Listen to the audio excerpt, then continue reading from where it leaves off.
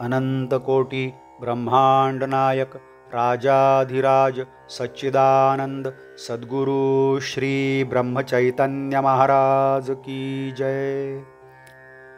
Shriram Samarth. 18 September गोंदवल्याच्या रामाचे वैशिष्ट्य। प्रत्येकाने गोंदवल्याच्या रामाचे एकदा तरी दर्शन घ्यावे असे मला फार वाटते। या रामाचे वैशिष्ट्य असे आहे की त्याच्या पुढे उभे राहिले म्हणजे आपल्या अवगुणांची तो जाणीव करून देतो। हेच काम विशेष महत्त्वाचे आहे, कारण दोषांची जाणीव झाली तरच मनुष्य त्यातून सुटण्याच्या प्रयत्नाला लागेल। आपल्याला एखादा रोग झाला आहे असे समजले तरच मनुष्य त्यातून मोकळा होण्याच्या प्रयत्नाला लागेल। तसेच दोषांची जाणीव झाली तरच मनुष्य त्यातून सुटण्यासाठी रामाची प्रार्थना करून त्याला शरण जाईल।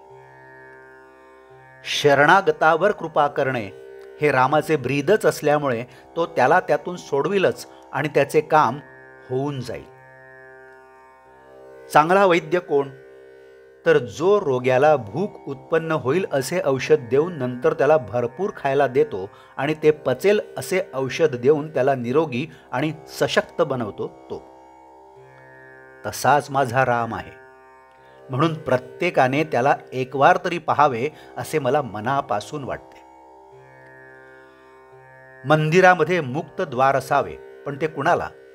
तर फक्त भगवंताच्या उपासकाला। भगवंताच्या उत्सवाला थोडेच लोक जरी जमले पण ते नामात राहणारे असले तर तो खरा आनंद आहे। उगीच पुष्कळ लोक जमावेत हा हेतू नसावा। मंदिर हे भगवंताच्या उपासनेचे मुख्य स्थान आहे, म्हणून ते अगदी साधे असावे आणि तिथे उत्तम उपासना चालावी। मंदिर नेहमी भिक्षेवरच चालावे। मंदिरातून व्रताची आणि ब्रीदाची माणसे उत्पन्न झाली पाहिजेत।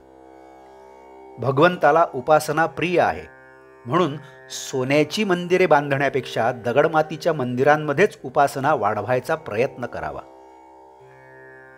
भगवंताच्या इच्छेनेच सर्व चालले आहे ही भावना ठेवून जे येईल त्याला नको म्हणू नये आणि जे येत नाही त्याबद्दल दुःख करू नये।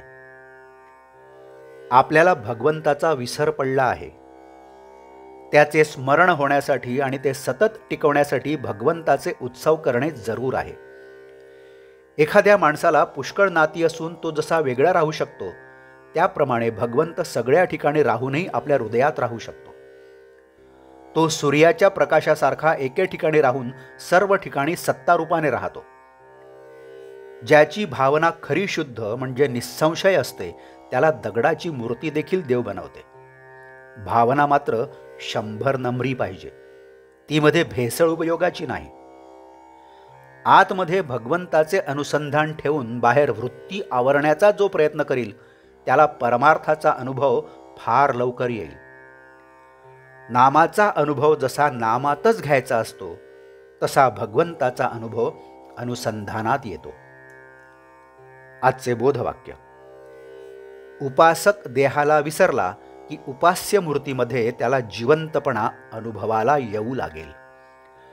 जानकी जीवन स्मरण जय जय राम। नमस्कार।